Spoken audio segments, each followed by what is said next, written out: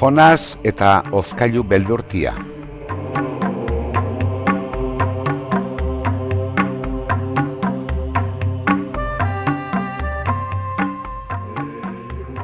Jonas 3 urteko mutikoa da.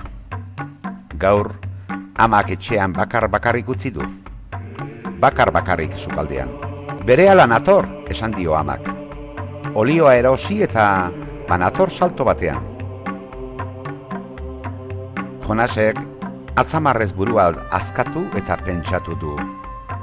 Salto batean etorri, dendatik onainoko salto bat, hain salto handia. Jonas bakar-bakarri dago sukaldean. Bularra azkatu du. Bihotzak taunpa-taunpa egiten dio. Gozo-gozo igurtzi du bularra, baina bihotzak gero eta taunpa-taunpa handiagoa egiten dio. Jonasen bihotzak taunpa-taunpa egiten du. Zergatik, beldur delako. Bakarrik egoteko beldurra du Jonasen bihotzak. Jonasen bihotza oso beldurtia da. Jonasen bihotzak ez du bakarrik geratu nahi etxean. Jonasek bularra igurtzi eta hala ere ezin du bihotza lasaitu. Bihotza ez da lasaitu eta eskua ere beldurtzen hasi da. Orain eskua beldur da, etxean bakarri dagoelako. Esku beldurtia beste eskuaren biladoa lasterka. Beste eskua ere beldurrez beterik dago. Bi eskuek elkar besarkatu dute dardarka eta elkar igurtzen hasi dira gozo-gozo. Bi eskuek elkarturik ez dute horren beste beldur. Hala ere, Jonasen bihotza beldurrak airean dago. Taunpa. Bapatean, Jonasek hozkailuari begiratu dio. Ai, ara, hozkailuak dardara egiten du. Bai, oso dardara laburra izan da. Argi ikusi du Jonasek. Hozkailuak dardara egin du, neuk ikusi dut. Orduan, eskuak begietara eraman ditu ez ikusteko. Jonasek begiak estali ditu. Begiak ere beldur dira, eta ez dute begiratu nahi. Jonasen begiek ez diote hozkailuari begiratu nahi, ez da pitin batean ere. Eskuek maite-maite egiten diete begiei. Apurka-apurka zabaltzen hasi dira, eta atzartetik begiek so egiten dute. Hozkailua geldi dago. Jonasek orduan burua azkatu eta pentsatu du. Zergatik egin ote du dardara hozkailuak? Zergatik? Argi dago, beldur delako.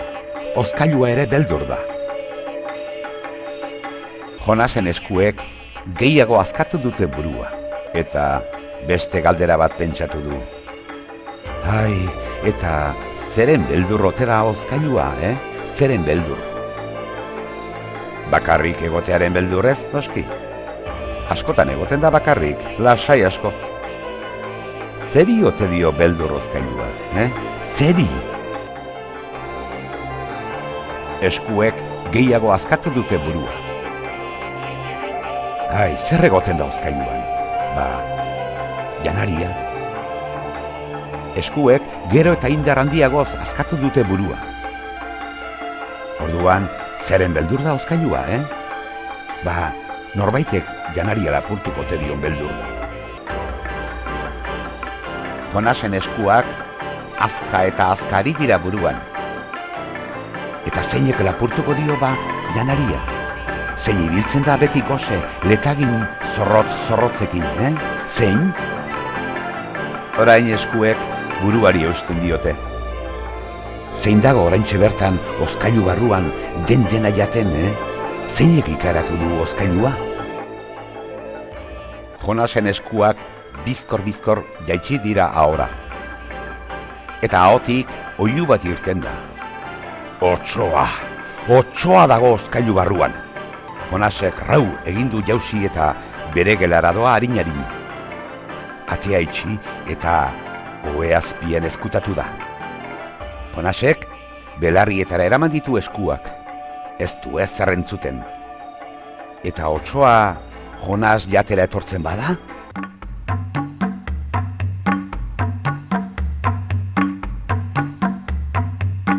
Jonasek bihotz gainean jarri ditu eskuak. Taumpa, taumpa. Ate hotza izan da. Eta pausoak. Jonas beldurrak airean dago. Baina... ama da. Jonas, Jonas, non sartu zara?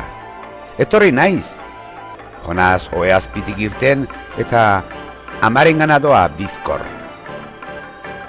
Ama, ama, otsoa dago hozkailuan, esan du Jonasek oihuka. Zer? Galdetu dio amak, begi handiak zabalduta. Otsoa dagoela hozkailuan, eta hozkailuak dardara egiten duela beldurrez. Otsoa dena jaten ari dela, eta gero ni jango nahuela. Zer? Zer? Galdetu dio amak berriro. Hozkailua beldurrez dardarka ari dela, eta otsoa dagoela barruan. Ama zuzenean doa hozkailura.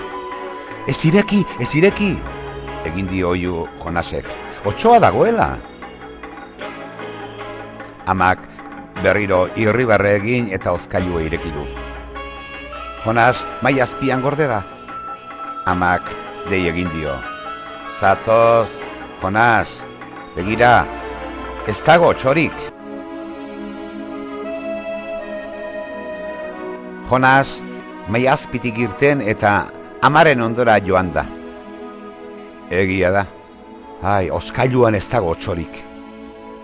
Orduan esan du Jonasek, ba, nik hozkailua dardarka ikusi dut.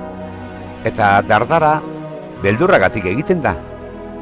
Eta zeri dio beldurra hozkailuak, Ba, otsoari, janari alapurtzen diolako eta... Amak irribarre egin dio berriz, eta esan dio, hozkailu honek dardarra egiten du, motorra gelditzen zaionean, Jonas. Begira. Amak botoi bat giratu du, eta hozkailua piztu egin da. Gero, beste aldera giratu du botoia, eta hozkailua itzali egin da. Eta itzaltzean, dardara egin du hozkailuak. Gero, Jonasek giratu du botoia. Hozkailua piztu egin da. Beste aldera giratu eta hozkailua itzali egin da. 5 aldiz egin du hori Jonasek. Eta asko lasaitu da. Jonasen bihotza ere asko lasaitu da. Ez du taupa egiten, taupa harin bat baizik. Orain, Jonasek musu handi bat eman dio amari. Gero, buruari azka egin eta galdetu du.